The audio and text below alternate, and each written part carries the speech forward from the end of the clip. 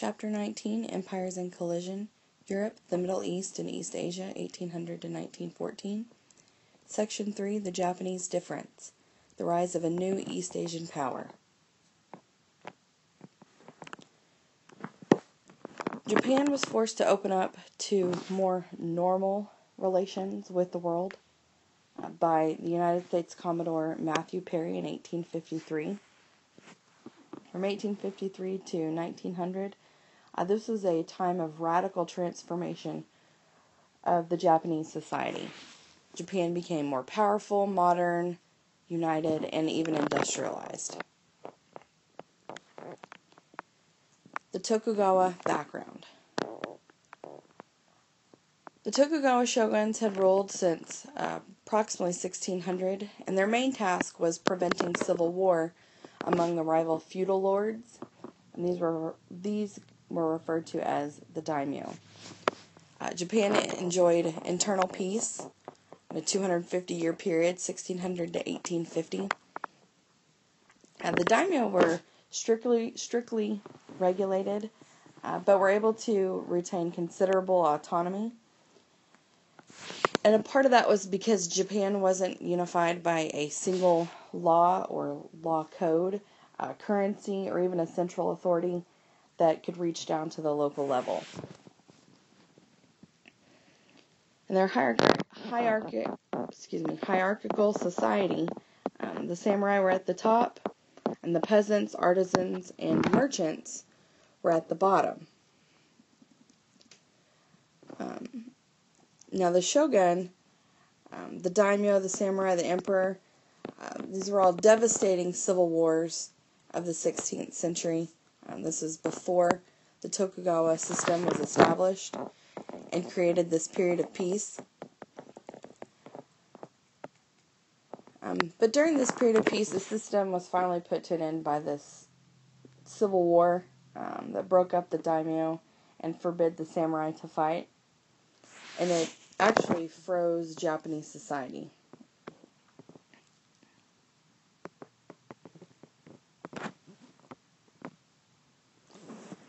Now, Japan went through considerable change during the Tokugawa period. The samurai evolved into the bureaucratic or administrative class. There's great economic growth, commercialization, and even considerable urban development.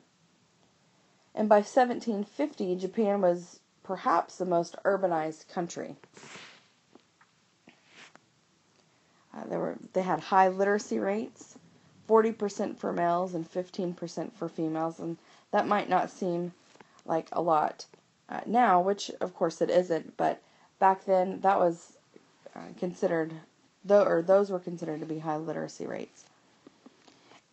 And the change in their society actually made it impossible for the shogun to free society.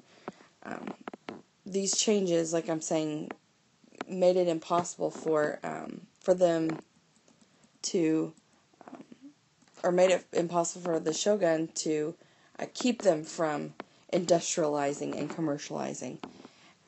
So, alright, American intrusion and the Meiji Restoration. The United States sent Commodore Matthew Perry in 1853 to demand better treatment for castaways, the right to refuel and buy provisions, as well as the opening of trade ports. And the shogun's spinelessness actually triggered a civil war.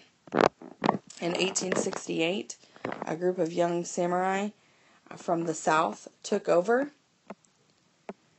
and they claimed to restore the 15-year-old Emperor Meiji to power. And this is what's known as the Meiji Restoration of 1868. They aimed to save Japan from foreigners by actually transforming Japanese society rather than resisting like the Chinese and the Ottomans did. And the West actually wasn't as interested in Japan as it was in China.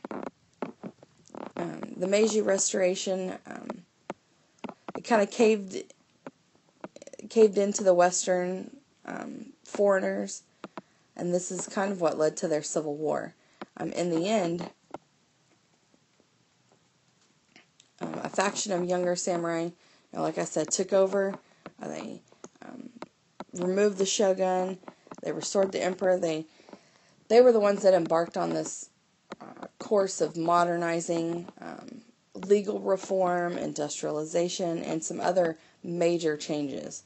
And Japan's quest to modernize had several distinct advantages for the Meiji Restoration. They wiped out the massive deconstruction and violence, but like I said, the Europeans weren't as interested in Japan as they were in China. And Japan was not as strategically significant in terms of geographic location as the Ottoman Empire. Okay, this picture, I'm sure you look at this and go, whoa. But let's look at this for a little bit. Who are the two men in the drawing? Which of their features seem the most pronounced? A couple of things to think about. And actually, the two men in this painting are Admiral Perry on the right and his second in command, both U.S. naval officers who traveled to Japan to force trade relations. Looks like their eyebrows and noses are the ones that really seem oversized. Their skin's wrinkly and almost sickly looking. Their hair even looks like it's receding and rather unappealing. They actually look similar to each other. So how do you think the artist felt about the arrival of Americans in Japan? Well, by this picture, I think it's easy to interpret that there's little doubt the artist felt disdain for Commodore Perry and the mission. You can see that, based on the angry expressions on both the men's faces, the artist must have considered them maybe even rude. And the uniforms of the two officers are not very detailed. And that suggests that the artist might not have even been impressed with their regalia, their uniforms. Okay, modernization Japanese style. Alright, their first task in modernizing Japan was creating a national unity. They attacked the power and the privileges of the daimyo and the samurai. They completely dismantled the Confucian-based social order. And actually, they developed a system in where almost all Japanese became legally equal. The Japanese had widespread interest in many of the aspects from the West, all the way from science to hairstyles. Fukuzawa Yukichi, he was one of the most leading popularities of Western learning and kind of led this change in Japanese society.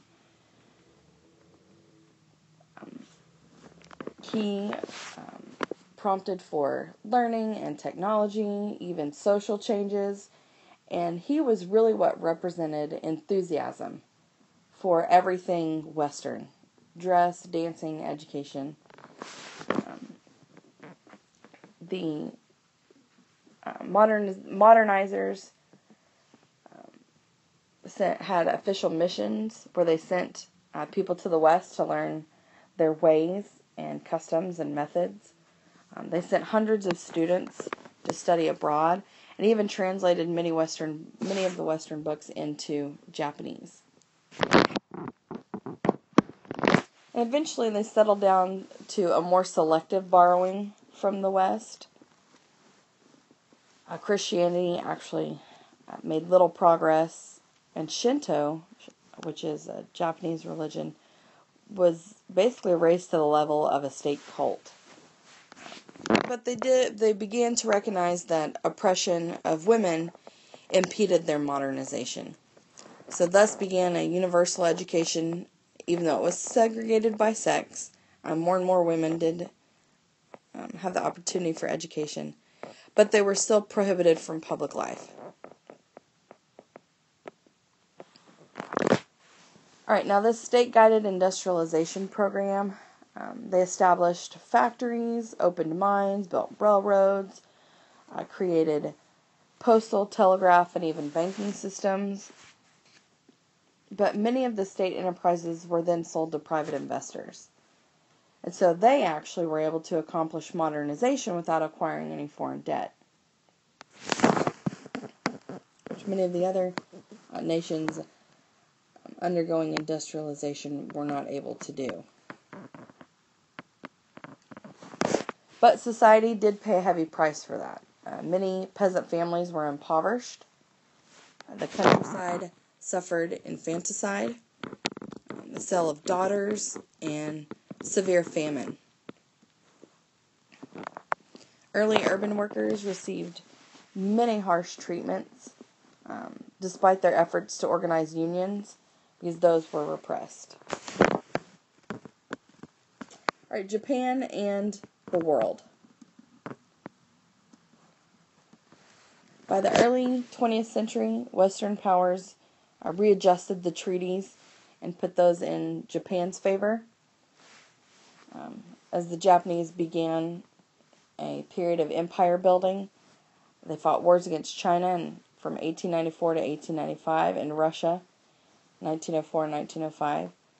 Defeated both. They gained colonial control of Taiwan and Korea, and even won a foothold in Manchuria. And so thus Japan's rise was widely admired by many throughout the world. And their colonial policies actually were just as brutal as European colonial policies.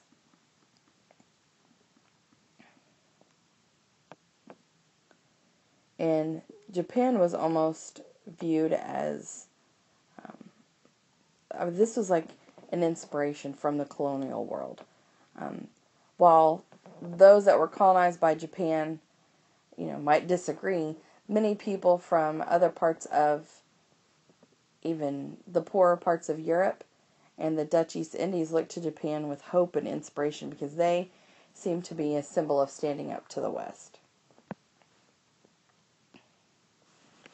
And here is a map that shows you the areas in which Japan had control and territory that they gained at certain times. So as you can see, the Japanese islands right here in 1875, they had acquired Taiwan and Korea by 1910. Keep in mind World War I still had not started. And this is the part of Manchuria, which is in China, that the Japanese had gained influence over. And as you can see, Japan had established many major railroads and industrial areas. Okay, reflections. I wanted to include this at the end of this chapter because I think it's important to look at the successes and failures in history. Should historians evaluate events as successful or a failure? What's the criteria? The successes for whom? And assessing wisdom in history. You kind of have to be careful in applying the ideas of success and failure to many of these historical complexities. Much of that depends on the criteria that's applied. You have to consider the issue, who is the success for? And the historical actors that take place, they're never completely free in making decisions, and they lack the benefit of hindsight. We can look back and study past events and what's happened, and we see things that those who are living it at that moment obviously don't see. So I thought that that was just kind of interesting.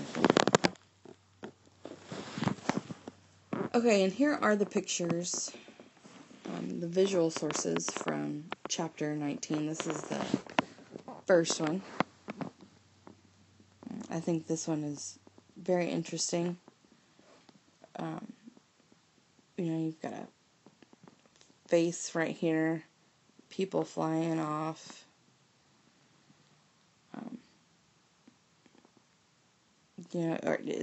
What's going on. But see the steam there in the back. It's a good picture that shows some changes in Japanese society. This is also an interesting one that portrays women. Here we have two partaking in musical activities as the others are listening. And even this one over here is playing. This one could be singing possibly, or following along with the music. And it's a nice background. Here, lots of color, very busy, a lot going on. But at the same time, these women all look like they're very well dressed and maintained. So obviously this is part of the elite class and not the peasant class. I would be thinking about who this young man is, or kid, and how he might be important to this picture. And something that is interesting to me is it looks like there's a crease or a fold here, and part of the chair or chaise has been cut off, or table, I'm not quite sure. And I think that's interesting to note, even though the floor pattern is the same. Okay. Monkey show. All the monkeys dressed in European style and in every respect trying to ape foreigners. Of course, ape, when used as a verb, means to mimic. So I thought this is a very interesting picture. As you see, these are supposed to be not Europeans, as indicated by, even if you know the information about the visual source, you could still see that as indicated by the language, the Asian language that's written up at the top and here as well. But it shows many of these Asians dressed in European style and trying to ape or mimic foreigners. And, of course, the last one here. Think about what's going on. We have two that looks like they're fighting over tying up these individuals. It says right up there, and there's some language up there as well. Laughing stock, the avarice in a trap of wisdom. Who's being trapped, who's wise. Some interesting things to think about. And that's it.